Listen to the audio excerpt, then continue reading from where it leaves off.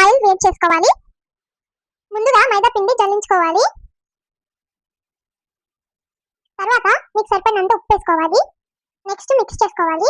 తర్వాత కాసిన నూనె పోసుకోవాలి. ఇప్పుడు మళ్ళీ మిక్స్ చేసుకోవాలి. ఇలా మిక్స్ చేసుకోవాలి.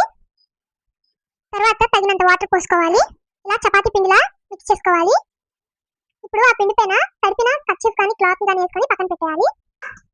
ఇప్పుడు ఒక ప్యాన్ పైన కొంచెం నెయ్యి వేసుకోవాలి. కొంచెం మైదా పిండి వేసుకోవాలి. తర్వాత మిక్స్ చేసుకోవాలి. సరిపోకపోతే ఇంకాస్త నెయ్యి అయినా వేసుకోవచ్చు. ఇలా లైట్ గా థిక్ గా ఉండాలి.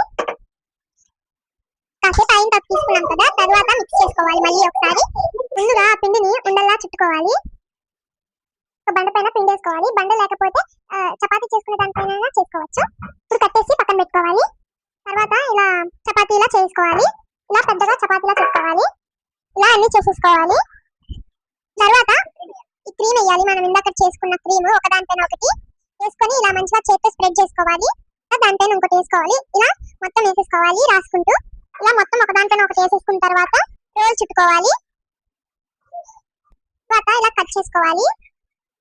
ఇలా ఈ సైడ్స్ కట్ చేసుకొని పక్కన పెట్టుకోవాలి. మిగతా అన్ని కట్ చేసుకోవాలి. ఇలా మనం కట్ చేసుకున్నప్పుడు ఇలా వస్తుంది. ఇలా దాన్ని వేలుతో నొక్కు చపాతీ కర్రతో ఒత్తుకోవాలి.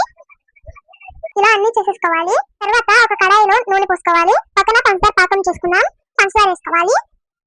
తర్వాత సేమ్ కప్ ఆఫ్ వాటర్ కూడా వేసుకోవాలి. లైట్ గా కాగాక చేసుకున్న కాజా వేసుకోవాలి. వేసేసుకోవాలి. కాజా లేగుతూ ఉంటే ఇటు పక్కన పంచదార పాకం రెడీ అవుతుంది. టచ్ చేసినప్పుడు బంక బంకగా ఉంటే స్టవ్ ఆఫ్ చేసేసుకోవాలి. ఇది మాత్రం లో ఫ్లేమ్ లో ఉంచుకొని వేయించుకోవాలి. లైట్ బ్రౌన్ వచ్చిన తర్వాత తీసేసుకోవాలి. ఇందాక పాకం పట్టుకున్న దాంట్లో ఇవి వేయాలి. కూడా వేసేసుకోవాలి. చూడండి, మంచి టేస్టీ అయిన మడత కాజా అయితే రెడీ అవుతుంది. చూడండి.